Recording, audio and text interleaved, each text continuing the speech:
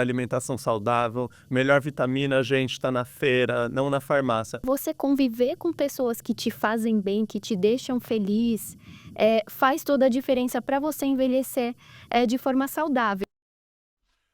Mamilos, mamilos, mamilos. Mamilos.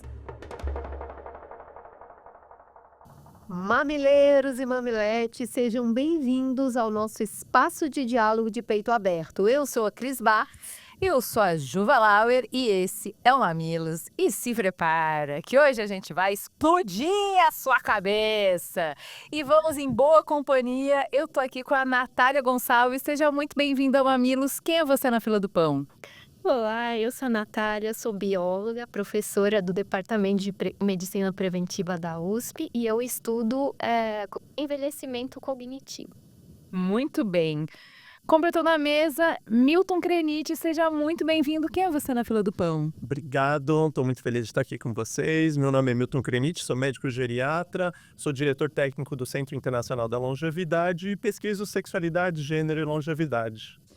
Ótimo, temos muito a falar, mas antes, me dá um minuto da sua atenção para o nosso intervalinho.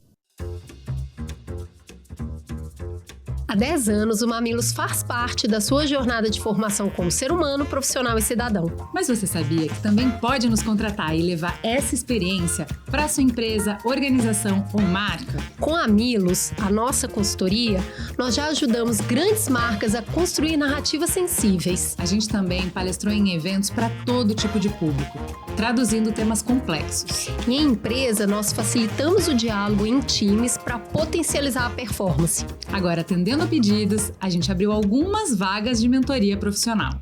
E aí, vamos trabalhar juntos? Voltamos então e vamos falar do que a gente está falando quando fala sobre longevidade. O que acontece, gente, é que a Juliana foi num congresso e ouviu uma palestra, essa menina voltou encantada com um moço e falando mais como da cobra. Não, o negócio é muito legal. Ela num encantamento, assim, parece que descobriu o fogo, tudo numa paixão com esse Dr. Sinclair. Juliana, conta pra todo mundo a palestra. Eu não vou passar por isso sozinha. Então vamos lá. A palestra chamava A Nova Fronteira da Ciência da Longevidade, vivendo muito além dos nossos anos. Ele falou que a gente não vai morrer, basicamente, tá? Mas a promessa é de que em breve a gente vai tomar pílulas que vão permitir que a gente comemore, igual a Alice no País das Maravilhas, desaniversários, tá? O que quer dizer? Que a gente vai poder voltar 10, 20, 30 anos na nossa idade cronológica. A biológica vai ser 30 anos menos que a cronológica. Vocês entenderam, né? E não é só isso. Doenças degenerativas que são consequência de envelhecimento, como cegueira, Alzheimer e muitas outras, isso é coisa do passado. Vai ser revertido. Quem prometeu isso foi o Dr. Davi Sinclair, professor de genética em Harvard, pesquisador super respeitado nessa área, com mais de 180 papers publicados, e autor também do best-seller Esperança de Vida, Como a Ciência nos ajuda a controlar, travar e reverter o envelhecimento. O que ele contou é mágica? De onde que ele tirou isso? A minha cara de cínica. Então tá, o que eu achei enlouquecedor? Ele tem uma premissa que eu acho interessante. Eu gosto quando as coisas são interessantes. Vamos lá, a premissa é que a gente entendeu errado o porquê que a gente envelhece. No geral, a gente pensa em envelhecimento como desgaste de peça, certo? Por causa do uso, por causa da ação do tempo sobre os órgãos, eles perdem a função aos poucos. Só que pensa comigo. Todos os dias, as nossas células estão se renovando, certo? Até dizem que em 2 meses você não é você mesmo, porque já é uma nova versão de você, porque já renovou todas as células.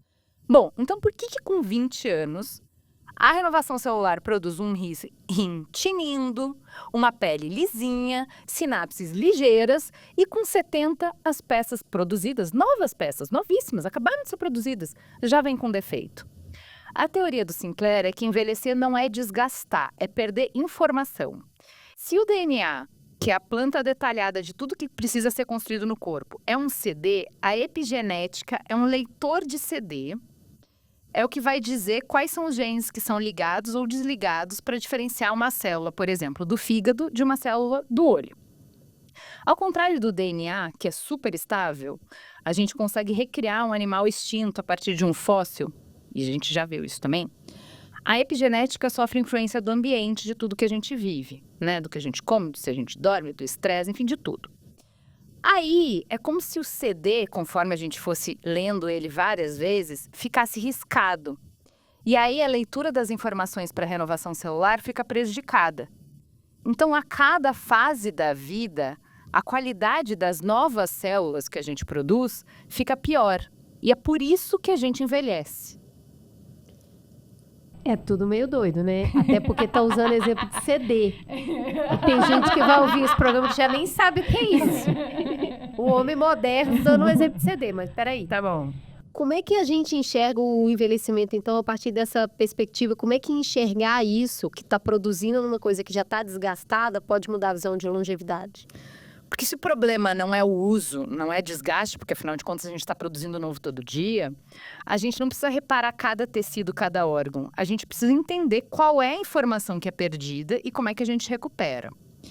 Ele disse que o time dele já conseguiu mapear o que a gente perde de informação quando tem perda de visão.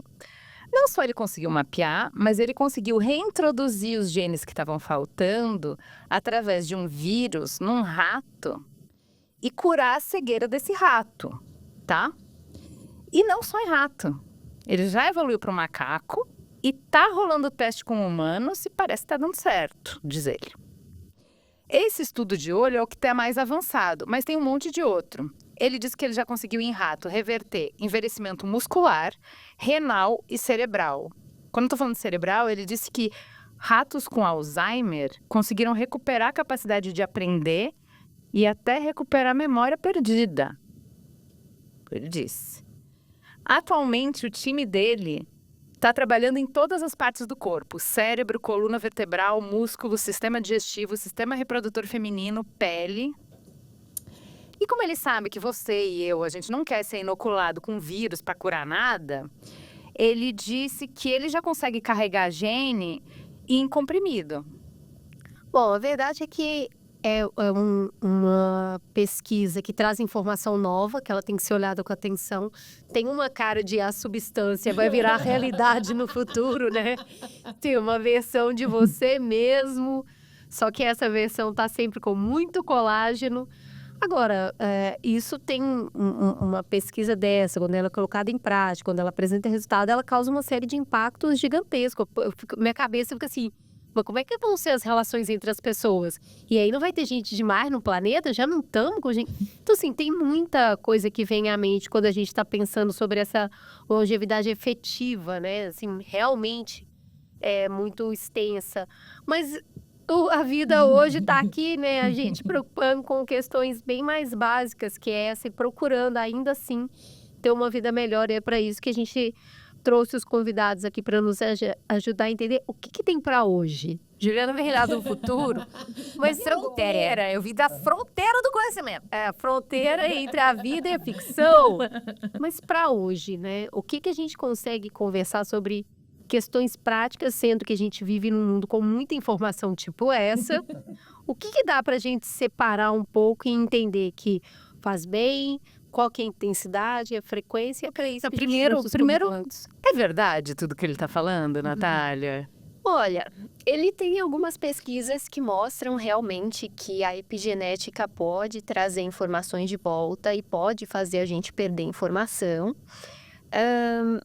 Mas eu acho que a gente não está tão perto de conseguir o que ele está prometendo, não. Ele é um showman. Ele é um showman. A gente tem em ciência, a gente tem o costume de fazer experimento em camundongos e só camundongos machos. E quando a gente traduz isso para humanos, a gente não tem o mesmo resultado. Por quê? Porque a gente só testou em camundongo macho. A hora que a gente traz para testar em mulher, não funciona. Então, tem algumas estatísticas que mostram que 80% dos medicamentos que entram em ensaio clínico são reprovados porque não funcionaram em mulheres, mas vieram de ensaios com camundongos que foram feitos só em machos. Então, eu acho que... Até aí, o machismo. isso. Na hora de escolher o camundongo, aí rola isso. E vamos trazer para humanos aqui. A gente sabe que mulher vive mais, mulher é mais longeva, mas esses anos a mais que mulher tem é cheio de comorbidades. Então, é uma longevidade que não é saudável. Uhum. Então, a gente tem que realmente estudar mulheres e camundongos fêmeas para a gente traduzir todas essas informações para a população como um todo, né? Viver mais para sofrer mais do que para pouco, né? Para pouco vão viver mais um pouquinho para sofrer mais um pouquinho.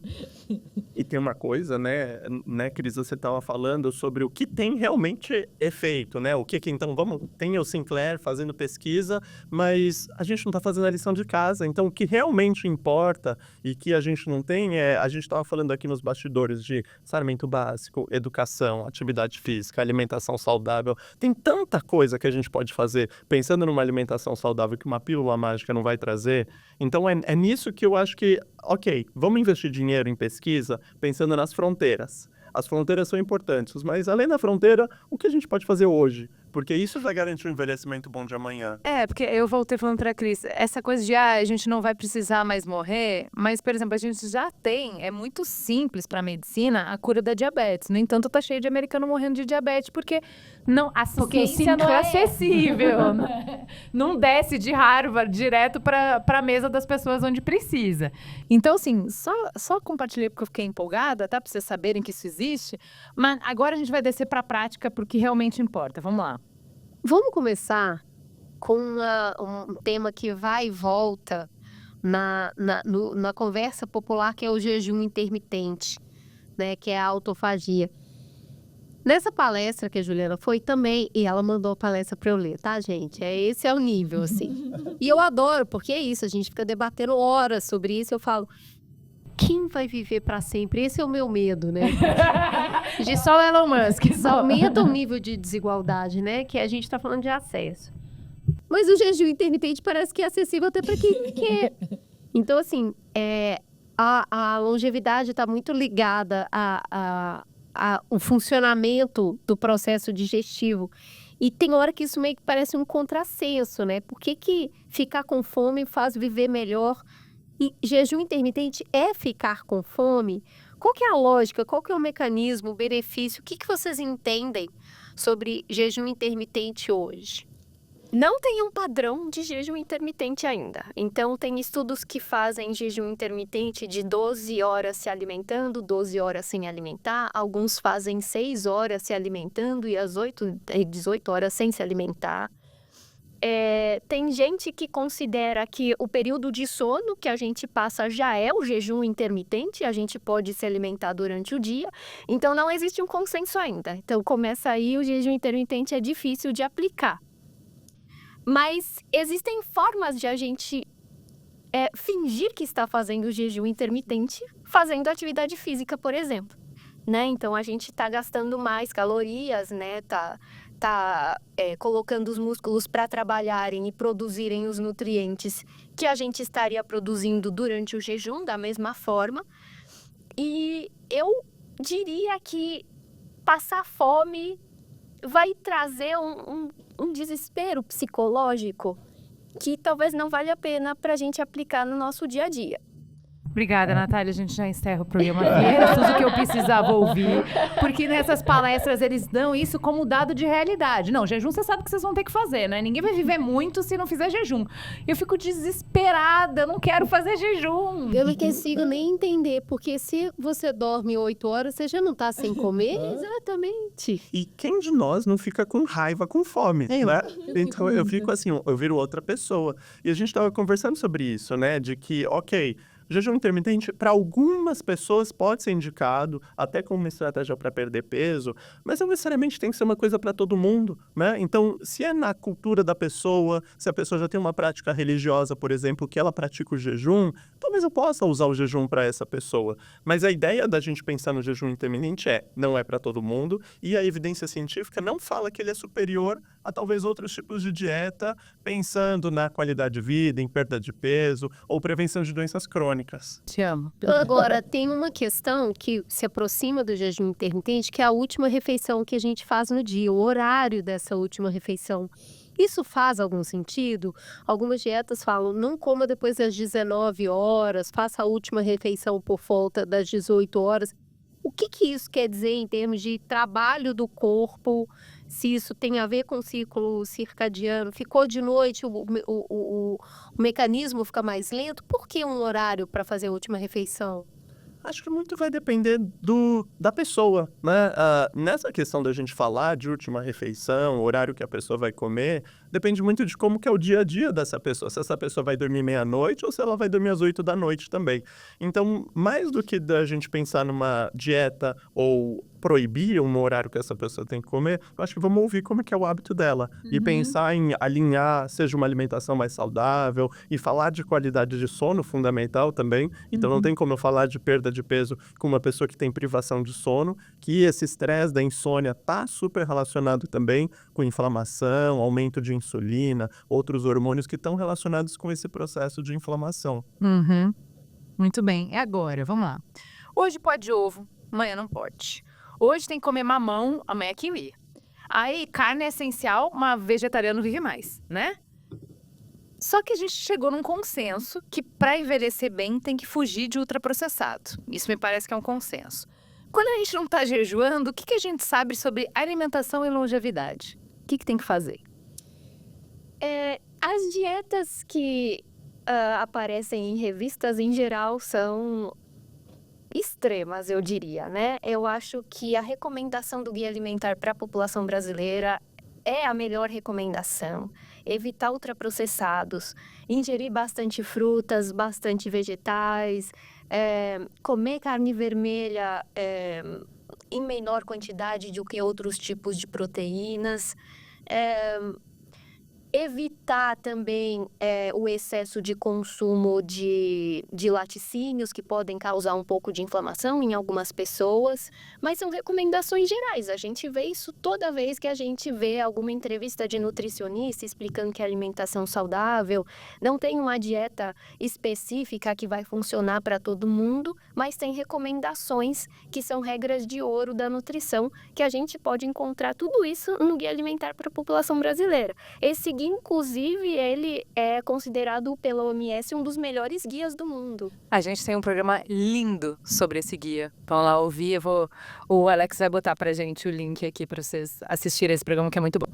Tem uma coisa que eu acho que é legal a gente falar também, que quando a gente fala de alimentação, também podemos só colocar a culpa no indivíduo. E até a gente batalhar com políticas públicas e pesquisas para como que essa escolha para um alimento mais saudável é feita. Então, se eu vou no supermercado, onde que estão os ultraprocessados, né? Então, estão na altura dos nossos olhos e talvez esse local no supermercado é pago. Então, a gente discutir política pública de facilitar o acesso aos alimentos in natura, talvez o preço do alimento in natura tem que ser mais barato do que o ultraprocessado. Então, isso, claro, envolve com uma conscientização e educação da população, mas também envolve nossa pressão junto congressistas ou outros formuladores de políticas públicas para que o acesso a uma alimentação saudável seja mais fácil. Tem uma coisa que sempre parece ser desinformação. As pessoas não sabem comer, as pessoas não têm educação. Mas, na verdade, se a gente for perceber o quanto as pessoas trabalham e ficam no transporte público, chegar em casa e preparar um alimento in natura vai demandar muito mais tempo do que abrir um pacotinho e comer o que tem ali. Então, parece que é sempre uma questão de ignorância, mas nem sempre é, né? Eu acho que, claro, a gente tem que sempre falar sobre educação, mas aí é também achar que as pessoas são todas muito bobas. E não é bem assim, né? Você sabe. Só que é isso, o pacotinho custa R$5, o produto in natura para preparar uma refeição vai custar mais do que isso. Então tem preço, tem acesso, né? Em São Paulo a gente já tem deserto alimentar, que é considerado, você precisa andar mais de 5 quilômetros para encontrar um alimento in natura. Então isso tudo pesa nessa alimentação que vai te levar a consumir o que é mais rápido, o que está na mão, o que é mais barato. E eu acho que isso é muito, muito importante, porque tem muitas pesquisas que mostram que diferenças de acesso, a qualidade, mesmo a qualidade do produto in natura que você vai ter é diferente em regiões mais ricas do que em regiões mais pobres. Então, se a gente não insiste em políticas públicas, muitas pessoas vão ficar realmente sem acesso à alimentação saudável.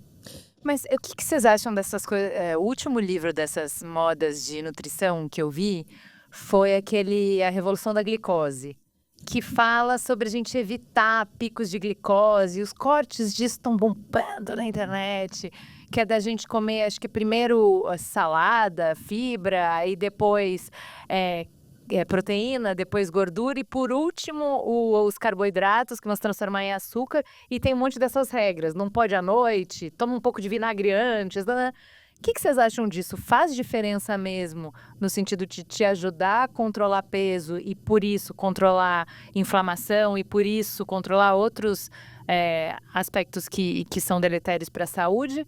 Ou é só mais uma moda e daqui a pouco vai passar?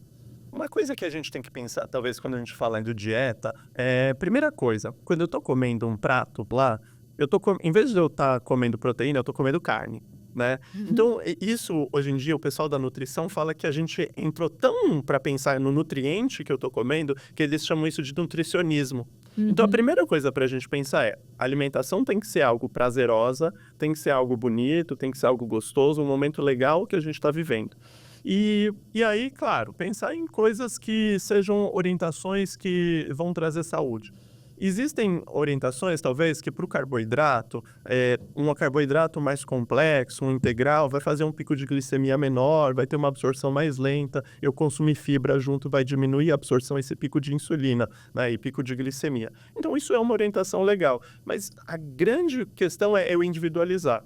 Então, não basta eu falar, né? Então, eu tenho que pensar, uma pessoa vem do Nordeste, gosta de, talvez, tapioca, cuscuz. Então, eu vou adaptar essa dieta para essa pessoa. De novo, lembrando que comer é muito mais do que eu colocar um nutriente na boca. É eu colocar comida. E lembrando que numa comida eu tô com a minha família, eu tô com quem eu gosto. E que, de novo, a gente resgatar esse direito de uma alimentação saudável e prazerosa. Esse prazer enquanto felicidade, né? Que a gente come tudo. Você come o ambiente, você come a companhia, você come o cheiro, você come uma série de coisas que vão o comer e o bem-estar ficar mais associado, né?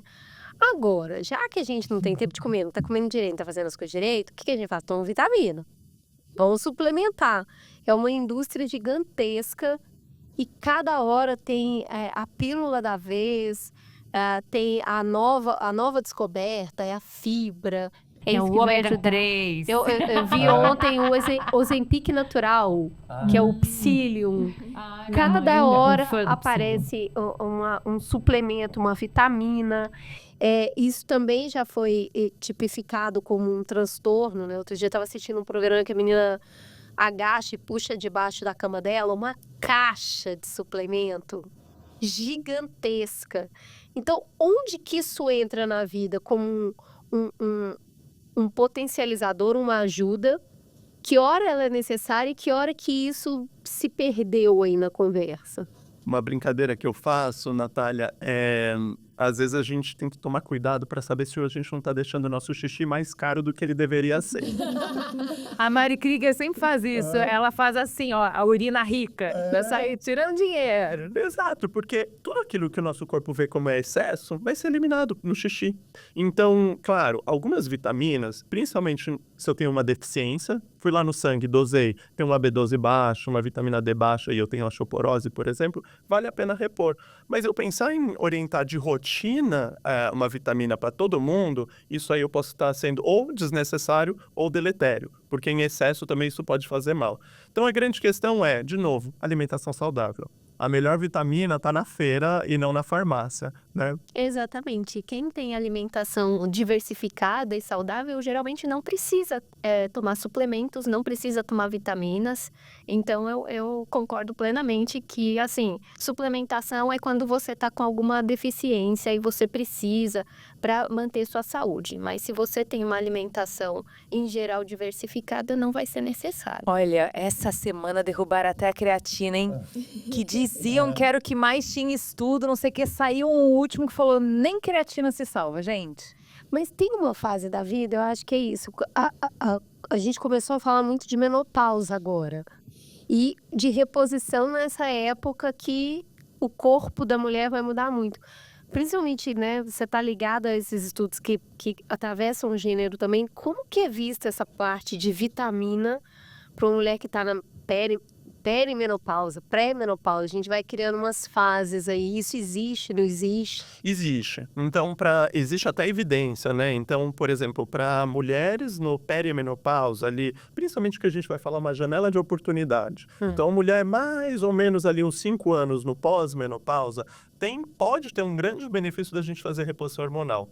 Claro, não é para todas, principalmente quem mais vai se beneficiar, aquelas que têm muito fogacho. Os sintomas que a gente fala dos sintomas da menopausa. Essa mulher pode se beneficiar da reposição hormonal. E, de novo, não vou pegar uma mulher que já tem 60 anos, 70 anos, que já tem menopausa há muito tempo e dá hormônio, porque isso vai fazer mais mal do que bem. Mas uma mulher que está naquela janela de mais ou menos 5 anos após a menopausa, essa mulher pode se beneficiar. Não quero indicar para todo mundo, mas pensando assim, tô sofrendo com fogacho, tô sofrendo com muito sintoma, talvez pode ter um benefício dessa reposição hormonal. Agora vamos pro próximo passo, que a gente estava até conversando antes de você chegar, que parece que todo mundo agora tem que virar maromba, né? Porque a gente está inundado de conteúdo sobre a importância de músculo para envelhecer. Então não é aquela caminhadinha, não, é pegar, puxar ferro. E aí eu queria saber se para vocês exercício é mesmo a intervenção médica mais eficaz, de por quê, como é que o exercício impacta, no que ele impacta. E para ter esses resultados, que tipo de exercício? Se pode ser só caminhada, se tem que ser com qual frequência, qual intensidade, enfim. Com a idade, a gente perde musculatura. Então, exercício de força, musculação, pilates, etc., é muito importante para a gente manter nossa funcionalidade, né? Mas tem alguns estudos que mostram que para, por exemplo, cognição, atividade física aeróbica é mais importante do que a atividade de força. Então, o ideal é uma combinação dos dois na medida do possível para cada pessoa, né? Respeitando as limitações e as capacidades de cada pessoa.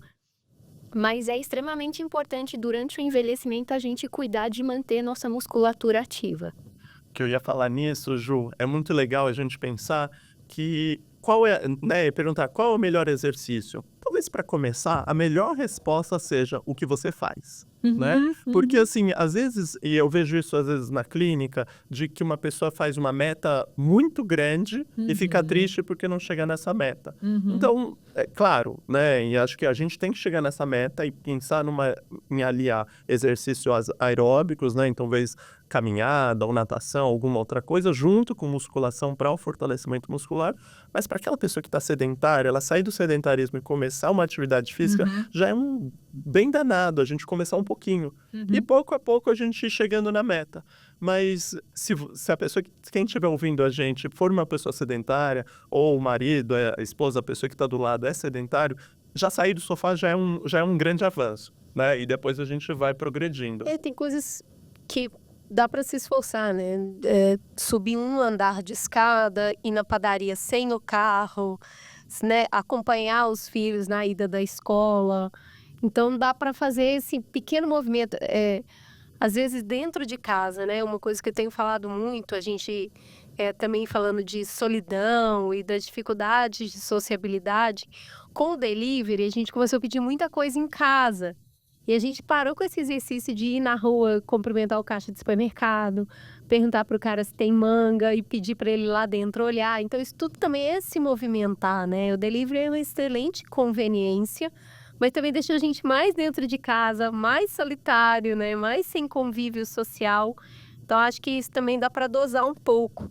Tem um negócio que é esses relógios de contador de passo, que são super simples, são super baratinhos até. Acho que a OMS recomenda 8.000 passos por dia. Se você coloca esse relógio, essa percepção de que você conseguiu sair da barreira do sedentarismo é muito legal, assim, porque é bem simples mesmo. Se você vai na padaria, vai buscar alguém no ponto de ônibus, faz uma ou outra coisinha, quando você vê já deu esses 8.000 passos. Então, essa gamificação de que, puxa, hoje não deu, hoje só deu 4.000. Então, tudo bem, amanhã você fica mais esperto, fica caçando coisa para fazer para ver se dá. Só isso já faz alguma diferença. E aí tem esses estudos assim, olha, se você fizer isso, já tem esse benefício para você. E daí você pode ir para um outro passo, e daí para um outro passo, né? Acho que essa coisa de que ou você faz o ótimo, ou não faz diferença, isso que acho que é uma barreira para exercício, né? Tem um estudo muito legal que eu li semana passada, que ele comparava dois grupos de idosos que tinham cachorro e passeavam com cachorro, e grupos de idosos que não passeavam com cachorro. Dentro do grupo dos idosos que passeavam com cachorro, eles já notaram alguns benefícios. Claro, ainda não chegou na meta, né, da gente pensar em benefício cardiovascular, outras coisas, mas já caíam menos, já tinham melhor satisfação de vida. Então, a principal mensagem é, vamos batalhar para chegar na meta, mas você pegar seu cachorro e já dar uma volta no quarteirão todo dia... Você tá dizendo pra todo mundo que tem gato trocar por cachorro, é isso mesmo? Eu sou dos cachorros.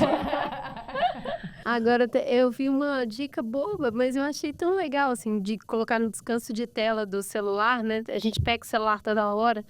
Aí a menina falou que uma semana ela coloca beba água. Então, toda hora que ela pega o celular, já beba água. Ah, é mesmo. É tipo a mãe dela. Ou então, na outra semana, ela coloca levanta um pouquinho. Aí, a hora que ela pega o celular, ela levanta um pouquinho. Porque são esses lembretes que tiram a gente do automático. Agora, tem uma outra questão, que hoje em dia virou quase pornográfico dizer pra alguém que você dorme bem. A pessoa fala, o quê? Como assim? Como que você dorme? Virou um acontecimento dormir. Parece que o sono de todo mundo está muito prejudicado. Eu convivo com pessoas que já fizeram de tudo. Toda a higiene do sono, todos os exames, tudo que é possível. Ainda assim, 2h30 da manhã, abre o olho, a cabeça começa a pensar... E aí, vai naquele fluxo mental que você nem lembra mais como que começou, que você agora tá pensando na beterraba, aí você fala... Gente, como que eu cheguei aqui? E aí, isso não te permite voltar a dormir.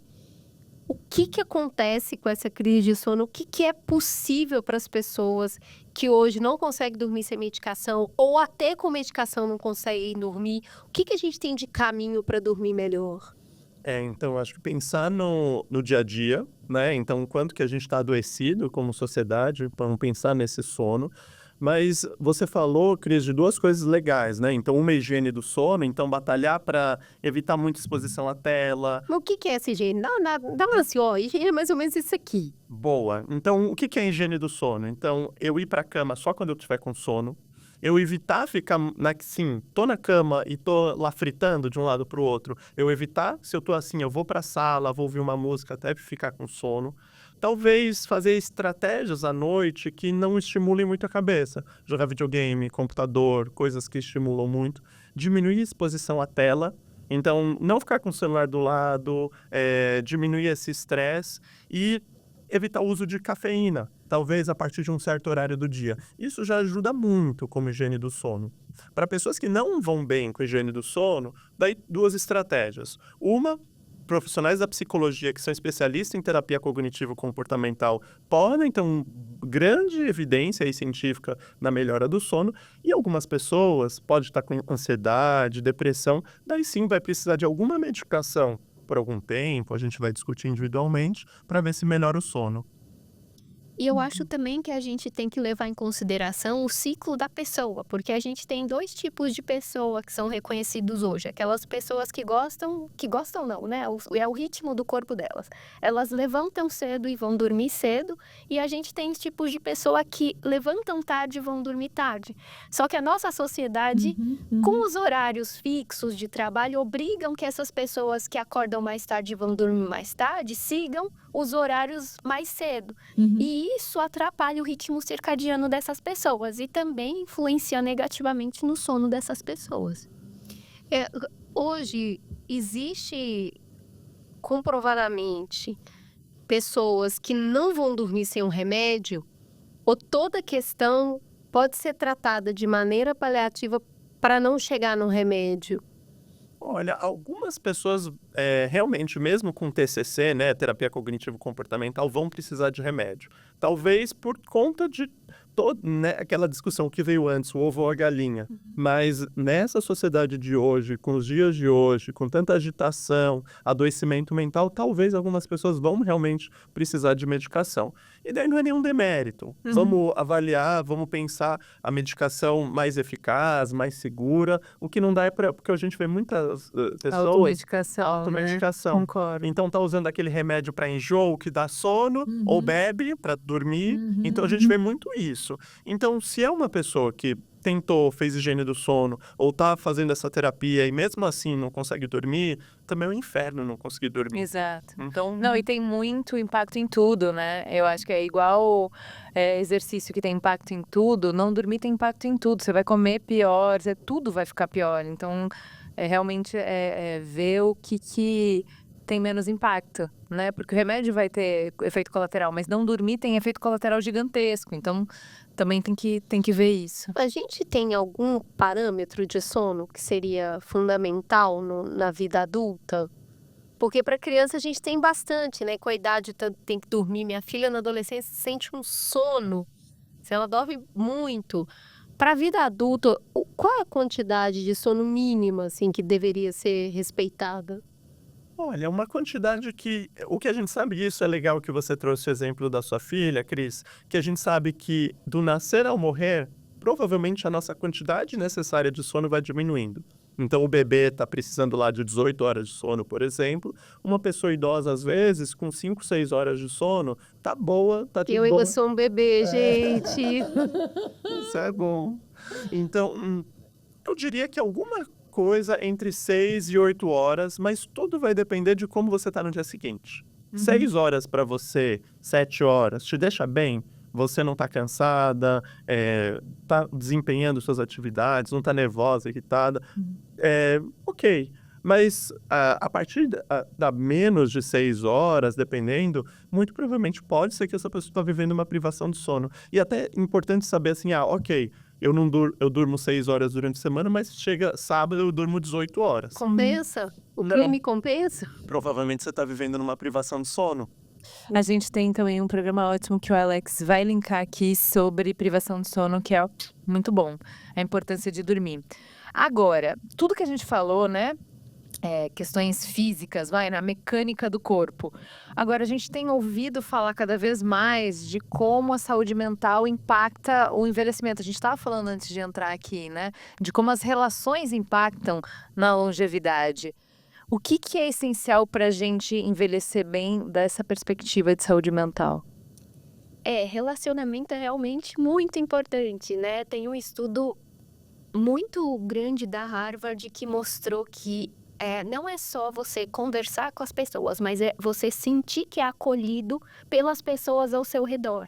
Então, você conviver com pessoas que te fazem bem, que te deixam feliz, faz toda a diferença para você envelhecer de forma saudável. Esse estudo, inclusive, mostra que mesmo pessoas que têm sinais que são indicativos de doença cardiovascular acabam não desenvolvendo a doença em si porque elas têm esses relacionamentos muito bons.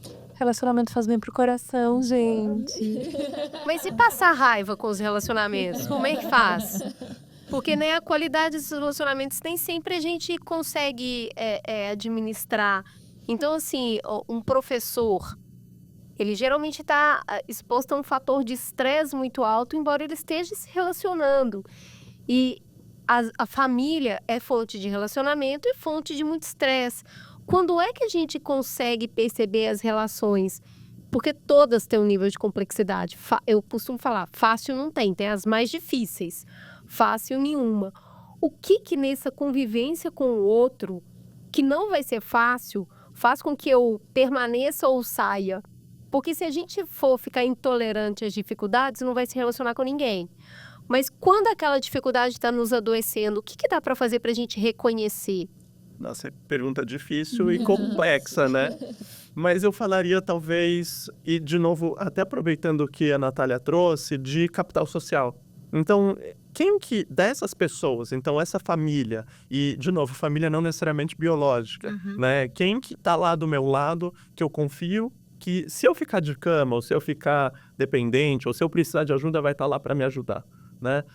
E talvez esse é um exercício para a gente fazer ao longo da vida toda, na nossa relação, no nosso trabalho, com quem está do nosso lado, porque você trouxe. Então, família, mais do que pessoas que compartilham do mesmo sangue que a gente, tem que ser algo que nos faz bem. Algo que... Nutre e cuida. Exato. Então, essa por aí. Tem uma outra coisa que a gente não enxerga como o peixe no aquário, não vê a água, é o estresse. Porque a gente normalizou de um tanto que a gente vive estressado. É o estresse do trânsito, a gente vive com medo o tempo inteiro. Então, como que o estresse interfere no nosso envelhecimento? E como não dá para sair do mundo, o que existe de boa prática em termos de estresse? O estresse, a gente fala até que o estresse, ele mexe, até trazendo um pouco desse gancho biológico, o estresse, ele mexe com o nosso cortisol, com a nossa inflamação, com a sensação com adrenalina. Então, isso vai ser deletério, vai ser prejudicial para o nosso organismo. Então, como sequência, talvez como orientação, acho que a gente precisa ter autocuidado. Né? Então, naquele momento, seja um momento de descompressão, um momento que você vai sair das redes sociais, por exemplo, um momento que você vai fazer atividade física, meditar, se meditar for para você, dormir bem, estar bem com a sua família, até atividades de lazer. Então, lidar com esse estresse do dia a dia é ter seus momentos. Então, e buscar muito dentro de si o que seria esse autocuidado, cuidar de si. Acho que Juliette falou tão legal sobre tem dia que eu paro e me examino. Como é que eu tô? A gente fez uma entrevista com ela que ela falou isso, e geralmente a gente só entende que não tá bem a partir do contato com o outro, né? Alguém que vira e fala, nossa, mas você tá irritado hoje, hein, Milton? Aí você fala, não tô. A primeira coisa, você se defende, né? Mas eu acho que esse lugar de olhar e falar, tô incomodado. Eu lembro, a gente fez um programa muito tempo atrás sobre corpo, e alguém no programa falou assim, às vezes a gente chega no final do dia, a hora que vai tomar banho, tira o sutiã, tá hiper marcado. Aquilo lá ficou te machucando o dia inteiro e você não percebeu que aquilo estava te machucando. Então, essa desconexão, porque a gente está no automático trabalhando, faz com que a gente não perceba o mal-estar que a gente está. Isso influencia tudo em volta, mas você mesmo não percebeu que você não está bem. Daí, esse minutinho de como eu estou hoje, acontecer pode ser importante. Agora, tem uma outra coisa, vamos lá, licença para a Teia falar de religião. Eu acho que tem um pouco de religião, de filosofia, que você trouxe de meditação, que é trabalhar no olhar que a gente tem para a vida. Porque a vida não vai mudar, mas o seu olhar para a vida, a sua leitura sobre a vida pode mudar. Então, como você vai responder? Porque o trânsito vai estar lá, as relações vão estar lá, a crise vai estar lá, a econômica, política, social vai estar lá. Isso vai disparar seu gatilho toda vez? Ou você vai...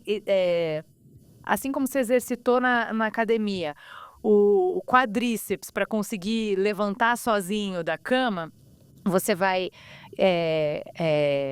trabalhar o músculo para você ganhar elasticidade, para você ganhar um espaço de liberdade maior em que existem mais situações que não te tiram do eixo, né? Você consegue transitar melhor pela vida. O Haidt, numa entrevista que ele deu, estava recomendando um livro sobre estoicismo, que ele acha que a vida que a gente vive hoje demanda muito, pede muito por esse olhar estoico, né? De olhar para os desafios da vida, mas com essa postura de, tá bom, estou sendo testado. Vamos lá, não vou deixar isso me tirar do eixo, né? Então, acho que tem um pouco disso também. Ô, Milton, eu queria que você voltasse um pouquinho, que você já citou algumas vezes a palavra inflamação. E inflamação, ela é assim, né? Ela vai e volta. Tem gente que fala, não dá para o corpo inflamar. Isso é uma palavra que está sendo usada sem o peso que ela precisa. Ah, não, dá sim, porque a gente vê que tem certos alimentos que inflamam. O que é inflamação? Como que ela se dá? E como que a gente sabe está inflamado, não está inflamado? O que é isso, afinal? Então, inflamação vai ser algo, talvez um processo, seja molecular, de algumas moléculas que a gente tem no nosso sangue, que determinadas situações vão fazer aumentar. Então, por exemplo, a gente tem inflamação quando a gente tem uma gripe, ou um resfriado, alguma coisa, que nada mais é do que uma resposta que o nosso organismo faz para tentar combater aquele vírus que entrou no nosso organismo. Talvez uma semelhança com alimento demais, com álcool demais, com cigarro, com não dormir. Coisas que o corpo percebe como agressão. Como agressão. E daí isso vai desencadear uma resposta inflamatória, né? E isso vai soltar algumas moléculas no nosso sangue, que isso vão acabar a longo prazo, essa agressão continua a longo prazo, esse estresse, esse cigarro, essa falta de exercício, isso vai gerar malefício, seja num órgão, no cérebro, num vaso sanguíneo. Então, talvez de alguma forma, a inflamação seria isso. Quando a gente fala das alergias alimentares, que estão cada vez mais frequentes, né? A gente fala do leite, que às vezes nem é mais leite mesmo, né? Estamos tomando um negócio branco aí que estão falando que é leite. Então, a gente vê mais gente alérgica a glúten, mais gente alérgica à lactose. Essas respostas alérgicas podem ser chamadas de inflamação. E por que a gente está mais alérgico? Ou é uma sensação só? Pode ser uma resposta inflamatória, sim, porque daí um raciocínio semelhante de que o nosso organismo, talvez, eu não tenho capacidade de digerir glúten, por exemplo, uma pessoa com doença celíaca. Esse glúten lá, em excesso, que não foi digerido, vai gerar uma inflamação, vai ser visto como uma agressão.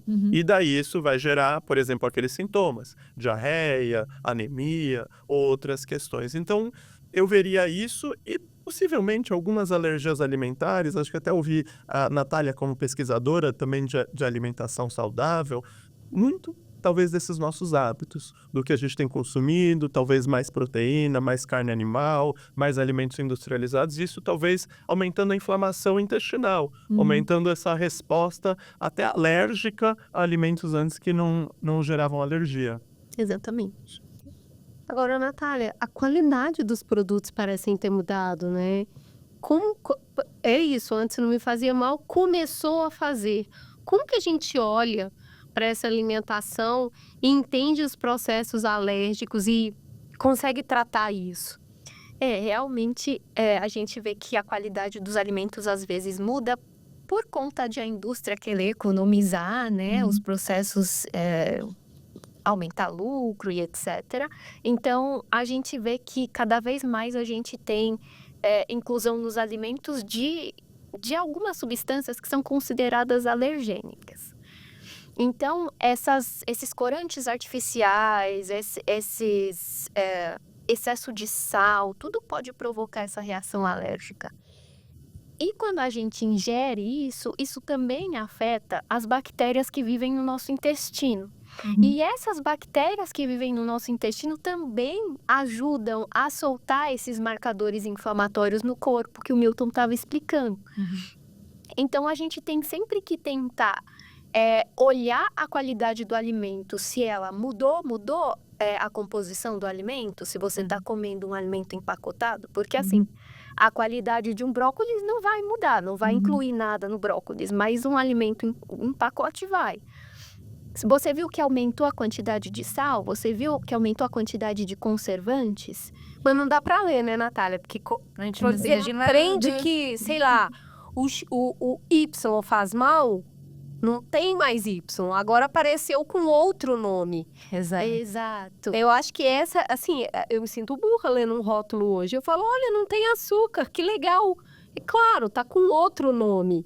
Exato, e aí essa é a definição de ultraprocessado. Se você está vendo no rótulo um nome que você não reconhece, que você não consegue usar na sua cozinha, você não consegue comprar, evite esse alimento, porque ele com certeza vai ter algum tipo de alergênico que vai atrapalhar a sua digestão, que pode resultar em uma reação alérgica, que pode aumentar essa inflamação crônica e causar esses efeitos prejudiciais à saúde. Olha, a gente inclusive tem 2 programas muito bons sobre saúde intestinal. O Alex também vai botar aqui.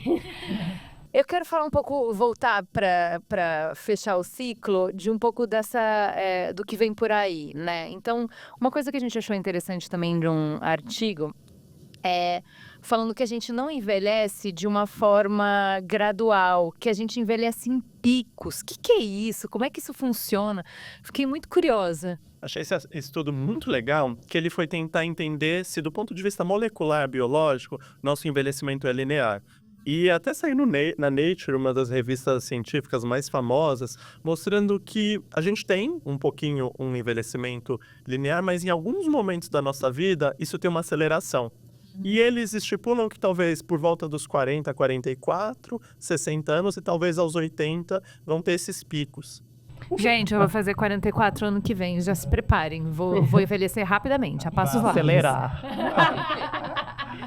Então, talvez traduzir isso então, ok, do meu ponto de vista molecular, o envelhecimento não é linear, por conta de alguns estudos como esse. Como que a gente traduz isso? Talvez para um futuro, talvez o futuro do Sinclair, que não vai ser 5 anos, mas talvez mais para frente, a gente vai pensar em algumas medicações, outras coisas que possam... Intervenções nesses períodos. Nesses períodos e talvez direcionadas para essas moléculas que aceleram, mas isso não é para já.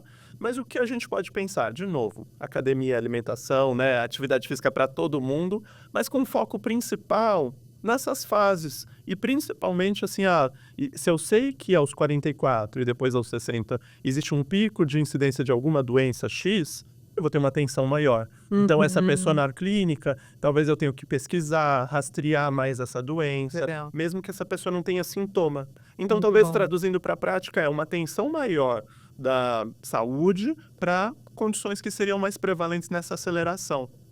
Natália, quando a gente hoje tem aplicativos que ajudam os pais a ver os saltos do bebê, Muito bom. né? Então, esses saltos cognitivos que o bebê ele fica muito irritado ali numa fase, é super difícil, 2, 3 dias, tem saltos que são um pouco maiores, e já te ajuda a ter mais paciência, você tem mais compaixão, porque você sabe que tá numa fase difícil.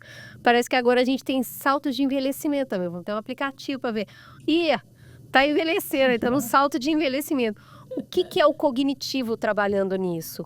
Tem também o que é o envelhecimento cognitivo acelerado, que é o que você pesquisa, e o que é um esperado? Então, a gente tem declínio cognitivo que ele é... A nossa cognição, ela é realmente mais ou menos linear até mais ou menos a terceira década de vida, até o pico dela na terceira década de vida, e depois a gente começa a ter um declínio. O que é esse declínio? É a perda da nossa memória, às vezes você esqueceu onde botou a chave, às vezes você pensa, poxa, eu pensei que eu tinha tomado café da manhã e não tomei, você está distraído e tal.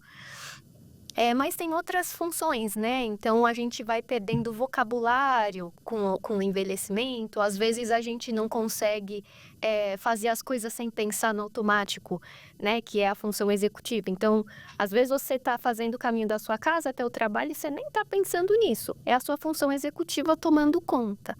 Às vezes, quando a gente vai envelhecendo, essa parte automática vai diminuindo um pouquinho. A gente precisa prestar mais atenção nas coisas, né?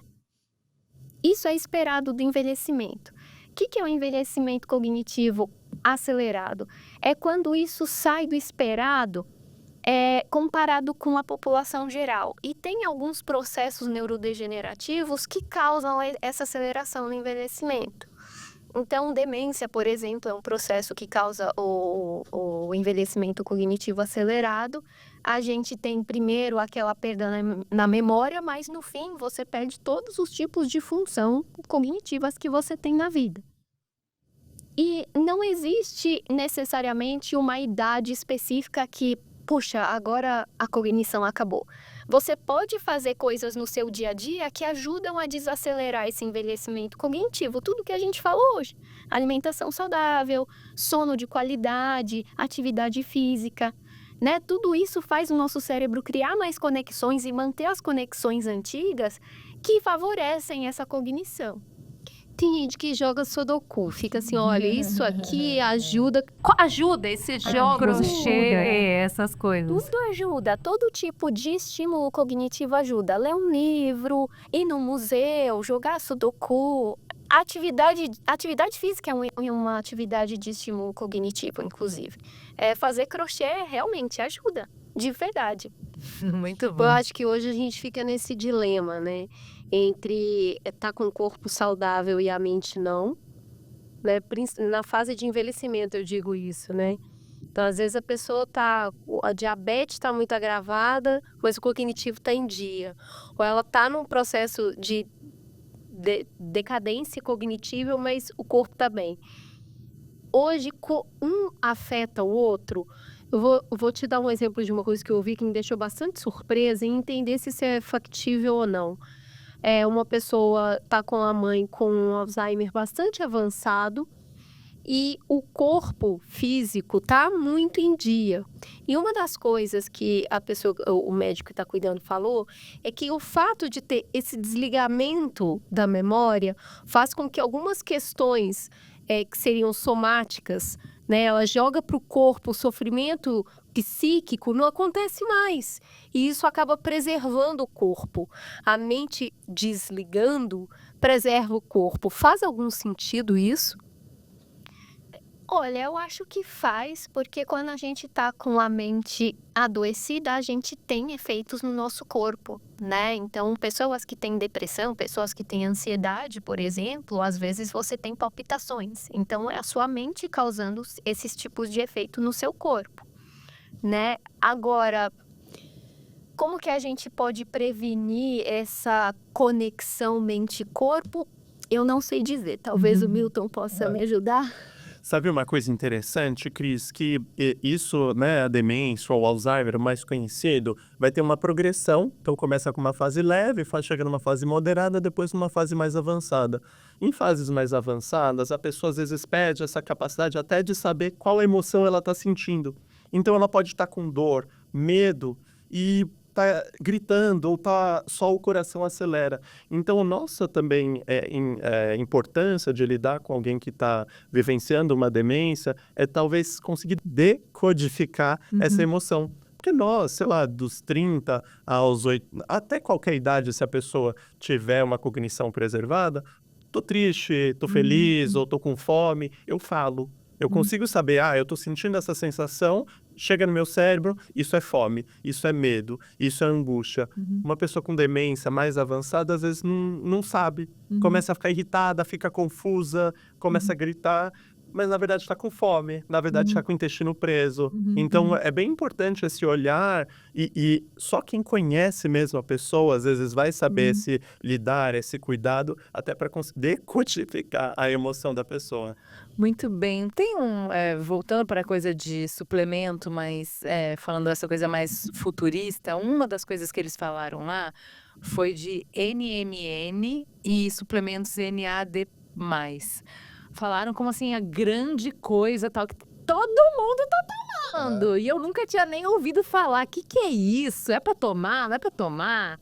A ideia, de novo, a gente volta, né, Natália, para alimentação saudável. Melhor vitamina, a gente está na feira, não na farmácia.